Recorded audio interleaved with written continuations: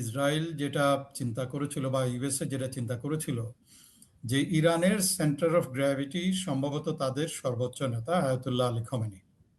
So তারা ভেবেছিল যে যদি আয়াতুল্লাহ আলী খমেনিকে সরানো যায় তাহলে ইরান সম্পূর্ণভাবে ধ্বংস হয়ে যাবে, অথবা যুদ্ধ চালিয়ে যাওয়ার মতো সেই রকম তাদের রাজনৈতিক অথবা অন্য কোনো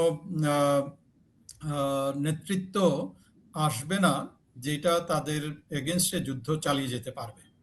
সো তারা যেটা করেছে যে প্রাথমিকভাবেই প্রথম থেকেই টার্গেট করেছিল আয়াতুল্লাহ আলী খমেনিকে এবং তাদের যে লিডারশিপ যেটা আছে সেই লিডারশিপটাকে হত্যা করা। এবং সেই অনুযায়ী তারা কিন্তু প্রথম থেকেই ডে ওয়ান থেকেই সেই চেষ্টাই তাদের ছিল বলে মনে হয়।